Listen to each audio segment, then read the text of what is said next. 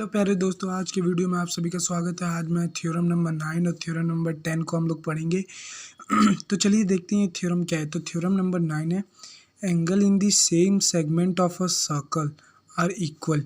यानी हमें बोल रहा है ये जो एंगल है, एंगल ये वाला angle P R Q and angle P S Q of a same segment are equal.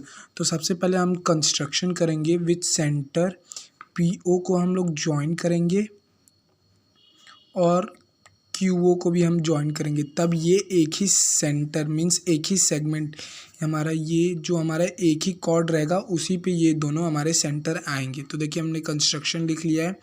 अब हमारा क्या है, प्रूव करना है and angle P R Q and R same segment of, means हमारा ये जो एंगल पी आर क्यू है और एंगल पी एस क्यू है एक ही सेगमेंट पे है। ठीक है, अब हमको प्रूव क्या करना है कि एंगल पी आर क्यू और angle P S Q equal है। Angle in the same segment of a circle है इक्वल। एक ही सेगमेंट पे जो अलग अलग एंगल बनते हैं वो इक्वल होते हैं। तो सबसे पहले हम लोग क्या कर लेंगे हम लोग लिख लेंगे इसके लिए angle P O Q, angle P O Q is equals to twice of angle P R Q. किस थ्योरम से ये हम लोग लिख सकते हैं कि एंगल पी ओ क्यू इस एंगल का ट्वाइस है। तो हम लोग ने पिछले वीडियो में थ्योरम नंबर 8 पढ़ा था। थ्योरम नंबर 8 क्या है, मैं यहाँ पे बस थ्योरम नंबर 8 लिख दे रहा हूँ, आपके साथ डिफाइन कर देता हूँ। Angle subtended by an arc at the centre is double the angle subtended by it at any point on this circle. ये वाला थ्योरम हम लोग ने पिछले वीडियो में पढ़ा था और इसी थ्योरम से हम ये प्रूव कर देंगे। अब हम लिखेंगे फिर से angle P O Q, angle P O Q is twice the angle P S Q. इसका भी ये ट्वाइस है एंगल पी एस क्यू का। किस थ्योरम से, the angle subtended by any arc at the centre of circle is double the angle subtended by it at any point on the remaining part of circle. Theorem number 8 से। ठीक है, ये जब हमारे दोनों प्रूव हो जाते हैं तो हम सिंपली से इसको लिख सकते हैं। अगर इन दोनों को हम लोग देखें तो ये दोनों हमारे कॉमन आउट हो जाएंगे और ये हमारा 2 भी कॉमन आउट निकल जाएगा। तो angle P R Q is equals to angle P S Q. हम लोग ने प्रूव कर दिया एंगल पी आर क्यू को एंगल पी एस क्यू से। चलिए इसी से थ्योरम 9 से रिलेटेड हम एक क्वेश्चन बनाते हैं आपकी एनसीईआरटी बुक से।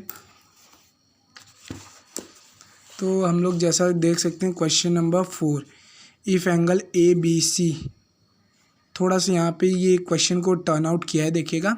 If angle A B C, angle A B C is equal and angle A C B is equal to 69 and 31 degree, find angle B D C. हमको ये वाला एंगल फाइंड करना है। तो पहले हम लोग देखेंगे ट्रायंगल ए बी सी में ये दोनों को अगर हम प्लस करके 180 से बाई एंगल्स हम प्रॉपर्टी ऑफ ट्रायंगल से करेंगे तो वो 69 प्लस 31 को हमारा आंसर आ जाएगा 9 + 1 10, 6 9 1 10, 100 आ जाएगा। अगर 100 को हम 180 से माइनस करेंगे तो हमारा आंसर आएगा 80, मीन्स हमारा एंगल ए निकलेगा 80 डिग्री। और अभी हम लोग ने जो थ्योरम पढ़ा, angle in the same segment of a circle I equal, अगर ये हमारा 80 डिग्री एंगल है तो एंगल डी भी हमारा कितना डिग्री होगा, 80 डिग्री। तो ये था हमारा इस थ्योरम से रिलेटेड क्वेश्चन। अब चलिए हम एक नेक्स्ट थ्योरम पढ़ लेते हैं जो कि इसी थ्योरम से थ्योरम 9 से रिलेटेड है, लेकिन वो थोड़ा सा उसमें अलग प्रॉपर्टी है। तो अब देखिए हमारा ये थ्योरम नंबर 10 आता है, जो थ्योरम नंबर 9 का थोड़ा सा ही कन्वर्स है, उल्टा है थोड़ा सा।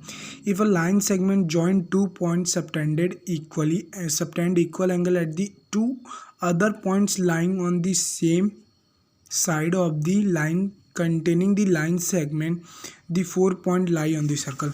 अब देखिए बोल रहा है कि जैसे मान लीजिए ये मैंने एक लाइन बनाया, angle A E prime and B, ठीक है, ये ई प्राइम है या ई डैश बोल सकते हैं। अब ये बोल रहा है अगर ये एंगल ई मान लेता हूँ, अगर ये एंगल ई जो है हमारा वो एंगल सी के इक्वल है, angle on the same side of angle on the same segment of circle है इक्वल। ठीक है, ये जो हमारा सर्कल है वो डी पॉइंट की जगह ई पॉइंट से क्रॉस हो रहा है।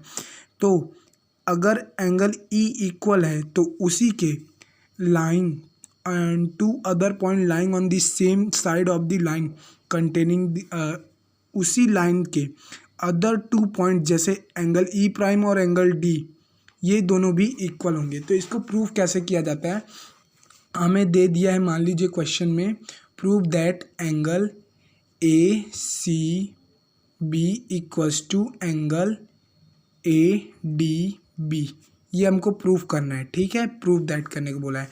और हमें दिया क्या हुआ है, गिवन क्या है हमारा, गिवन क्या है हमारा, सॉरी प्रूफ हमें करना था angle A E B, angle हमारा जो सेम साइड पे वो इक्वल है, यानी ये एंगल हमारा ई एंगल डी के इक्वल है। तो हमारा angle A E B equals to angle A D B and angle A D B and angle A E prime या ई डैश बी। ठीक है, प्रूव करना था कि जो अगर एंगल हमारा ई इक्वल है, एंगल सी और एंगल ई इक्वल है, तो प्रूव करना है हमारा एंगल डी और एंगल ई इक्वल है। ठीक है, तो इसको देखिए हम करेंगे कैसे। और हमारा गिवन क्या है, हमारा angle A C B is equals to angle A D B के इक्वल है, मतलब एंगल ए सी बी और ये हमारा एंगल डी और बी के इक्वल है। तो देखिए इसको मैं प्रूफ कैसे करूँगा। सबसे पहले हम लिखेंगे angle A C B equals to angle A E B, reason क्या दूंगा, angle on the same side of the same segment, angle in a same segment of circle है इक्वल, थ्योरम नंबर 9 जो अभी हम लोग ने पढ़ा। ये मतलब कि हमारा एंगल सी हमारे एंगल ई के इक्वल है।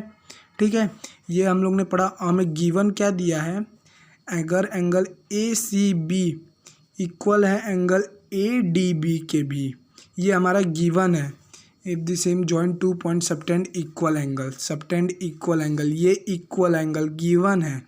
तो हम लोग अगर देखते हैं तो इन दोनों को अगर मैं इक्वेट कर दूं, angle A C B plus angle A E B equals to angle A C B plus angle A D B, ये दोनों तो डायरेक्टली ऐसे ही कट जाएंगे साइन ट्रांसपोज होने के बाद।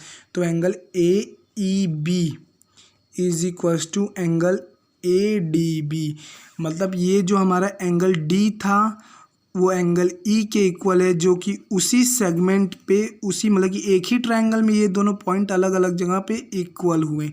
अगर एंगल डी भी हमारा इक्वल है तो एंगल ई प्राइम भी इक्वल होगा, मतलब angle A E B also equals to angle A E dash B, ये मतलब कि जो एक ही सेगमेंट पे आ रहे हैं ना वो भी इक्वल होंगे।